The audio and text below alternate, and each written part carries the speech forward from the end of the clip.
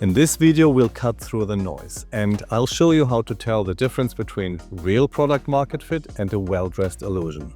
I'm Bonnie Morlock, startup coach, recovering founder, and I've seen too many good people chase fake traction and fake clarity until they burn out or run out of cash, or both. PMF, product market fit, is when your product goes from optional to essential. And no, good vibes are not a signal.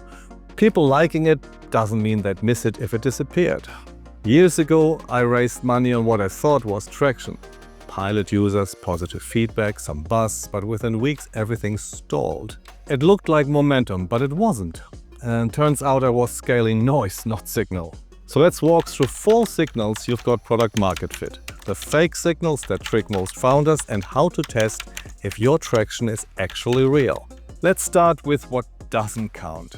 If your traction story is, they're excited, users love it, we're growing fast, we got into an accelerator, investors are circling. That might feel good, but it doesn't prove your product works without you pushing it uphill. At best, you've got attention, but attention fades. PMF sticks.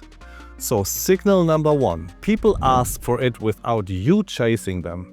If you're forcing demos, nudging people to use it, re-explaining what it does, you're still pushing. Real product market fit feels like pull. People reach out unprompted. They ask to join, they ask to pay. They refer others without being asked. With real PMF, you could sit at a WeWork with a hamster and still sign up customers as that's a signal. Okay, signal number 2. They'd be upset if it disappeared. And here's the test. Ask every user, how would you feel if this product was no longer available? Make sure you let them know you're fine and just ask for product market fit. If fewer than 40% say very disappointed, you're not there yet. That's called the Sean Ellis test. Retention shows loyalty. This shows emotional need. Signal number 3, they're glad to pay. You're not bribing them. You're not discounting. You're not dragging them through a 6-week sales cycle. They just pay happily.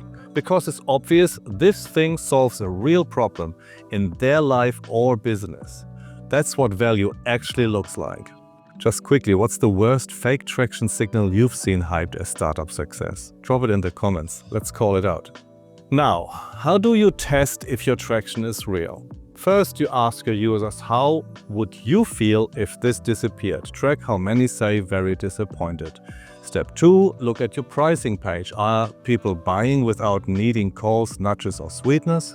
Step 3, pull back for 10 days. No ads, no emails, no reminders. Do people still use it, talk about it, buy, refer? Step 4, ask paying customers, why are you willing to pay for this? If the answers are vague or all about features, you've got work to do. And that's okay. But now you know where you stand.